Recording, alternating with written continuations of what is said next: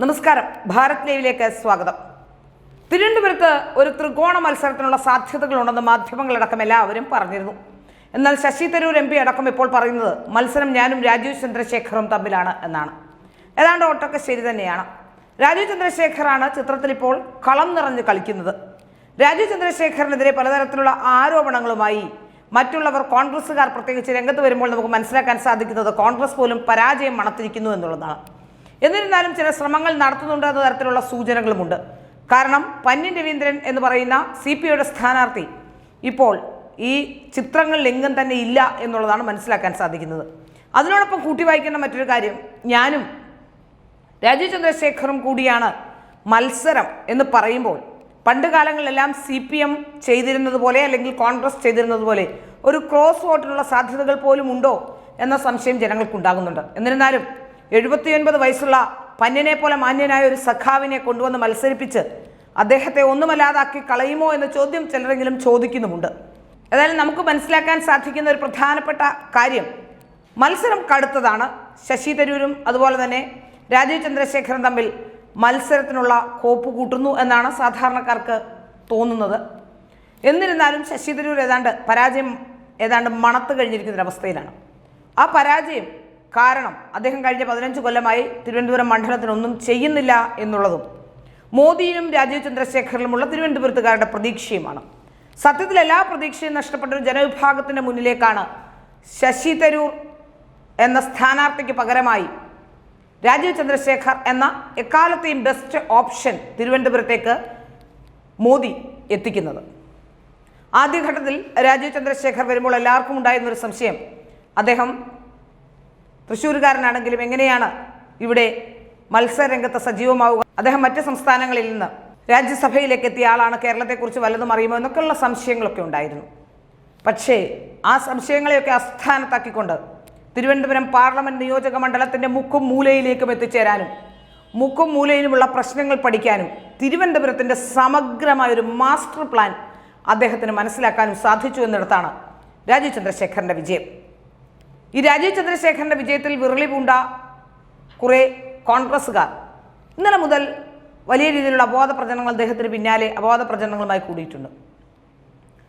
ഇന്നലെ മുതൽ ശശി തരൂർ അല്പം ആക്റ്റീവായതായി കാണുന്നു. കഴിഞ്ഞ ദിവസം വരെ ശശി തരൂർ ഒരു അനക്കവും ഇല്ലാതിരുന്ന ഘട്ടത്തിൽ നിന്ന് ഇന്നലെ മുതൽ അല്പം ആക്റ്റീവായി. എല്ലാ സ്ഥലങ്ങളിലും പൈസ ഇല്ല എന്ന കാരണമാണ്, ഇവർക്ക് തെരഞ്ഞെടുപ്പിന് ചിലവാക്കാൻ ക്യാഷില്ല എന്ന കാരണമാണ് പറഞ്ഞിരുന്നതെങ്കിലും ഇപ്പോൾ ക്യാഷൊക്കെ ഇറക്കി എല്ലാ സ്ഥലത്തും പൊതുയോഗങ്ങളും കവലകളിലൊക്കെ ഓരോരുത്തരിൽ നിന്ന് പ്രസംഗിക്കുന്നതുമൊക്കെ നമുക്ക് കാണാൻ പറ്റും.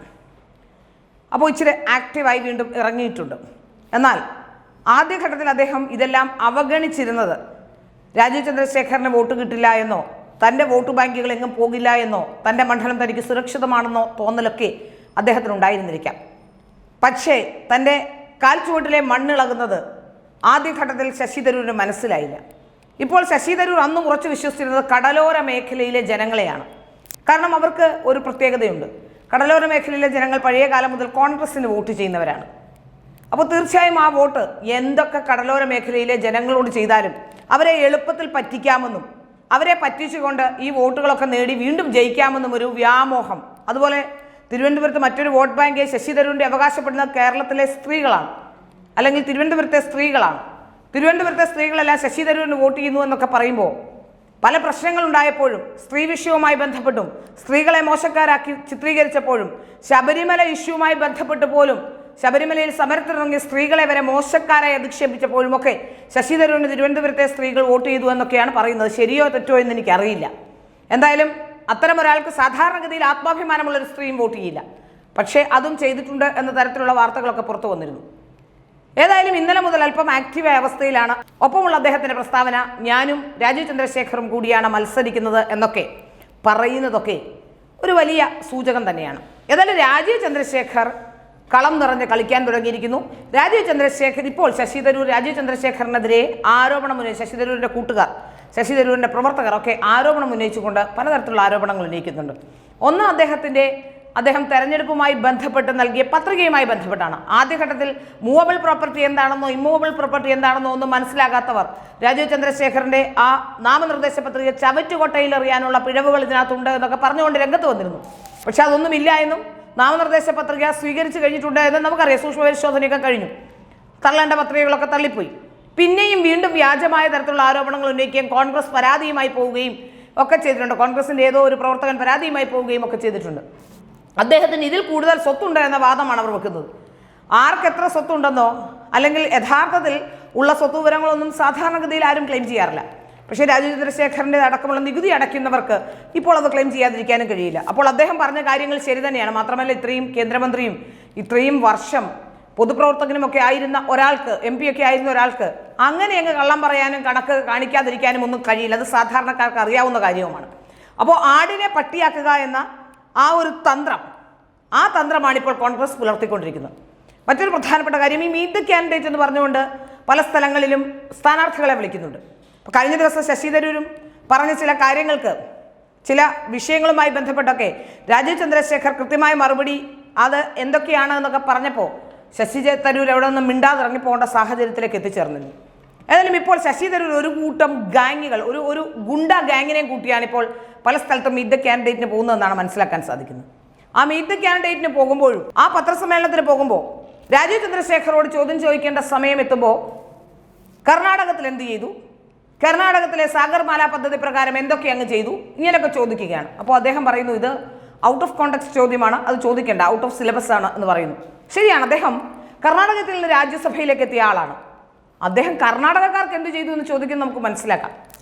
എന്തിനാണ് തിരുവനന്തപുരത്തെ ജനങ്ങൾ ആ വിഷയത്തിൽ ആക്രമിക്കുന്നതും സാഗർമാല പദ്ധതിയുമായി ബന്ധപ്പെട്ടാണ്. കാരണം അവരുടെ കടലോരത്തെ വോട്ട് കൈവിട്ടു പോകുന്നു എന്ന കൃത്യമായ തിരിച്ചറിവ് ഉണ്ടായിട്ടുണ്ട് എന്ന കാര്യത്തിൽ യാതൊരു സംശയവുമില്ല. അത് കടലോര മേഖലയിൽ തൻ്റെ കാൽച്ചുവട്ടിലെ മണ്ണൊലിച്ചു പോകുന്നുവെന്നും തനിക്ക് പരാജയമുണ്ടാകുമെന്നുമുള്ള തിരിച്ചറിവാണ് യഥാർത്ഥത്തിൽ ശശി തരൂർ ഇപ്പോൾ ഈ രാജീവ് ചന്ദ്രശേഖറിനെതിരെ കുറേ ഗുണ്ടകളെയും കൂട്ടി നേരെ പോവുകയും കർണാടകത്തിൽ എന്ത് ചെയ്തു എന്നൊക്കെ ചോദിക്കാനുമുള്ള അവസരമുണ്ടാക്കുന്നു. അദ്ദേഹം ഇതുവരെ ചെയ്ത കാര്യങ്ങളെക്കുറിച്ച് അദ്ദേഹം പറഞ്ഞു, ഞാൻ പറയുന്നത് ചെയ്യാനുള്ള ഇച്ഛാശക്തിയുള്ള ആളാണെന്നാണ് രാജീവ് ചന്ദ്രശേഖർ പറഞ്ഞത്. രാജീവ് ചന്ദ്രശേഖർ മറ്റാരെയും ഒരു തരത്തിലും മോശപ്പെടുത്താനായി ഒരു കാര്യവും പറഞ്ഞിട്ടില്ല. അദ്ദേഹത്തിൻ്റെ മെറിറ്റാണ് ചൂണ്ടിക്കാട്ടുന്നത്. എനിക്കിതൊക്കെ ചെയ്യാനുള്ള കപ്പാസിറ്റി ഉണ്ട്. തിരുവനന്തപുരം പാർലമെന്റ് നിയോജക മണ്ഡലത്തെ ഞാൻ പഠിച്ചു കഴിഞ്ഞു. തിരുവനന്തപുരം പാർലമെന്റ് നിയോജക മണ്ഡലത്തിൽ ഇത്രയധികം പ്രശ്നങ്ങളുണ്ട്. ആ പ്രശ്നങ്ങളെ ഓരോന്നായി ഞാൻ അഡ്രസ്സ് ചെയ്യും. ഇങ്ങനെയാണ് എന്ന് കൃത്യമായ ഒരു മാസ്റ്റർ പ്ലാൻ നിങ്ങൾക്ക് മുന്നിൽ വെച്ചുകൊണ്ടാണ്, അല്ലാതെ നടക്കാത്ത ബാഴ്സലോണൻ സ്വപ്നങ്ങളൊന്നും മനസ്സിൽ വെച്ചുകൊണ്ടോ പാവങ്ങളെ ബാഴ്സലോണയാക്കാമെന്നൊക്കെ പറഞ്ഞുകൊണ്ടോ ഒന്നുമല്ല അദ്ദേഹം ഇവിടേക്ക് വന്നത്. അദ്ദേഹം ഒരിക്കലും അവകാശപ്പെട്ടിട്ടില്ല ഞാനിവിടെ ബാഴ്സലോണയാക്കുമെന്ന്. പാവം പിടിച്ച ബാഴ്സലോണയെ വരെ നാറ്റിച്ച മഹാനാണ് ശശി തരൂർ. ഒന്നും ചെയ്യാതെ വെറുതെ ഇരുന്ന ബാഴ്സലോണയെ ഇപ്പോൾ അറഞ്ചം പുറഞ്ചം ആൾക്കാർ ഇപ്പോൾ ട്രോളുകയാണ്. ബാഴ്സലോണ എന്ത് പിഴച്ചു? ശശി തരൂർ ബാഴ്സലോണയിൽ പോയപ്പോൾ കണ്ട കാഴ്ചകളായിരിക്കാം, അല്ലെങ്കിൽ അവിടുത്തെ അദ്ദേഹം അനുഭവിച്ച എന്തെങ്കിലും കൊണ്ടായിരിക്കാം ഇവിടെ ബാഴ്സലോണയാക്കണമെന്ന തോന്നലൊക്കെ ഉണ്ടായത്. പക്ഷേ ഈ തോന്നലുകളൊക്കെ ആ സ്വപ്നങ്ങൾ ഏതാണ്ട് ഉട്ടോപ്യൻ സ്വപ്നങ്ങളായി മാത്രമാണ് ഇതുവരെ ഇങ്ങനെ കടന്നുപോയത്.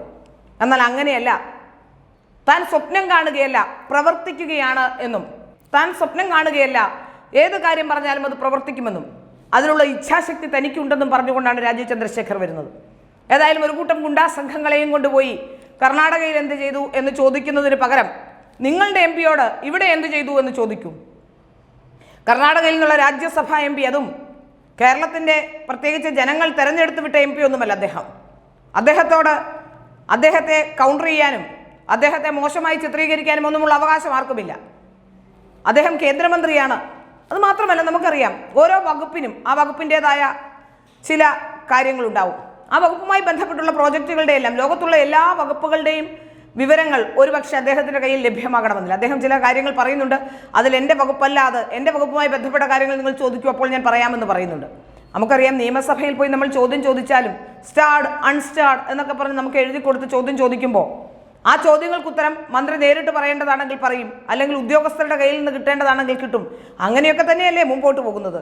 രാജീവ് ചന്ദ്രശേഖർ മാത്രം ഇവിടെ വരുമ്പോൾ ലോകത്തുള്ള എല്ലാ പദ്ധതികളെ പറ്റിയും അതൊക്കെ കർണാടകയിൽ ഇംപ്ലിമെന്റ് ചെയ്തോ, എവിടെയൊക്കെയാണ് ഇംപ്ലിമെന്റ് ചെയ്തതെന്നൊക്കെ പറഞ്ഞ് നിങ്ങളെ ബോധ്യപ്പെടുത്തണമെന്നും അത് പഠിച്ചുകൊണ്ട് അദ്ദേഹം നിങ്ങളുടെ മുന്നിലേക്ക് വരണമെന്നും വാശി പിടിക്കുന്നത് എന്തിൻ്റെ അടിസ്ഥാനത്തിലാണ്?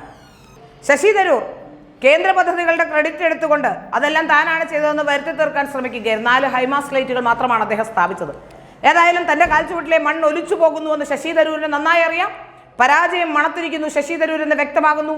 ശശി തരൂരിനേക്കാളുപരി മികച്ചൊരു സ്ഥാനാർത്ഥി, ഇതിലും നല്ല സ്ഥാനാർത്ഥിയെ തിരുവനന്തപുരത്തിന് കിട്ടാനില്ല.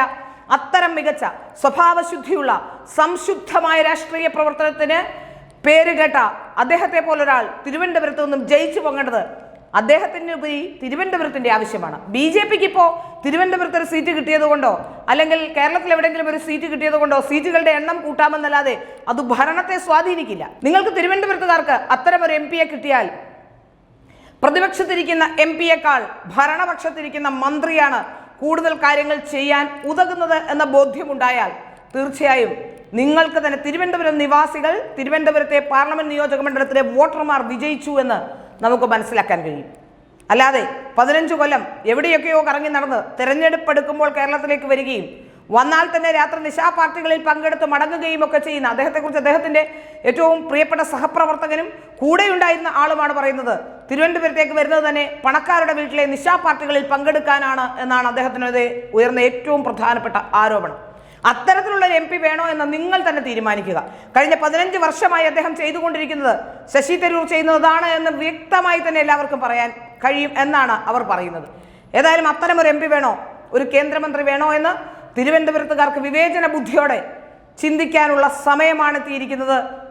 രാജീവ് ചന്ദ്രശേഖർ വിജയിച്ചാൽ ജനങ്ങൾ വിജയിച്ചു, ജനങ്ങളുടെ അവകാശങ്ങൾ വിജയിച്ചു എന്ന് തന്നെയാണ് അർത്ഥം.